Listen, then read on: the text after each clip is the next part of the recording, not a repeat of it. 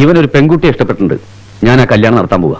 അച്ഛാ, ഒന്നും പറയണ്ട, എനിക്ക് ഇതിനെ അറിയാം. ഒരു ജോലി ശരിയാവുന്ന പുറപ്പായില്ലേ, ഇനി അതങ്ങ് നടത്താം. കുട്ടി ഒന്നാരാകുന്നേരെ ഗുരുവായൂരുന്ന് ഒരു മേനോന്റെ മോളാ, അരുണ്ടതി എന്നാ പേര്. ഈ തറവാട്ടില് ആണുങ്ങളും പെണ്ണുങ്ങളായിട്ട് ജനിച്ച ഒരുപാട് പേരുണ്ടെന്ന് എനിക്കറിയാം. അവരാണുങ്ങളും പെണ്ണുങ്ങളും തന്നെയാണെന്ന് അവരവർക്കെങ്കിലും ഉറപ്പുണ്ടെങ്കിൽ ഇവൻ ആ കുട്ടിയുടെ കഴുത്തിൽ താലി കെട്ടും. ആരും എതിര് പറയില്ലെന്ന് ഉറപ്പാ. 4 ആൾ എതിർത്ത അളിയൻ എന്ത് ചെയ്യും? അവരെ വല്ല ഊളംപാറയിലും പിടിച്ചാക്കിയിട്ട് ഞാനും എന്റെ കല്യാണം നടത്തും. അച്ഛനായി പോയില്ലേ? ഈ തറവാട്ടിലെ സകല ആണുങ്ങളും പെണ്ണുങ്ങളും രാഘവേട്ടന്റെ കൂടെ ഉണ്ട്. ആ കുട്ടിയുടെ അച്ഛൻ ഇത്തിരി പ്രശ്നക്കാരനാണ്. പോവാൻ പറ രാഘവേട്ട, അതിനേക്കാൾ വലിയ പ്രശ്നക്കാരൻ നമ്മളെത്ര കണ്ടതാ. ഓ പിന്നെ കുറെ ധൈര്യശാലികള് എല്ലാരും കൂടി പണക്കെട്ട് മുറുക്കി അങ്ങോട്ട് പോകാനിരിക്കുക. അയാൾ ഏത് വേനോനാ, എന്ത് വേനോനാ? ആ പെണ്ണിന്റെ സ്വഭാവം എന്താ? ഈ തറവാടിന് പറ്റുന്നതാണോ പറ്റാത്തതാണോ? ഇതൊക്കെ അറിഞ്ഞിട്ട് മതി ബാക്കി കാര്യങ്ങള്. അറിഞ്ഞിടത്തോളം ഇതൊരു നാറ്റ കേസാ.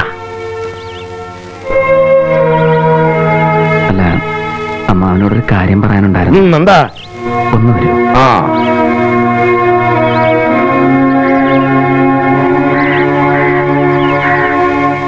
ഏത് മേനോനാ എന്ത് മേനോനാന്നൊക്കെ നോക്കിയിട്ടാണോ പണ്ട് അകത്തളത്തിലും പത്തായപ്പുരയിലും തോട്ടുവക്കത്തെ കൈതക്കാട്ടിലും ഒക്കെ വിളിച്ചിരുത്തി തറവാട്ടിലെ അടിച്ചു കളിക്കാരികളോട് അമ്മാവൻ സൊല്ലിയത്? ഓ നീ പറയട്ടെ. ഞാൻ ഇരുട്ടുമുറിയിലെ കാഴ്ചകളൊക്കെ പലതും ഞാനും ഓർക്കുന്നുണ്ട്.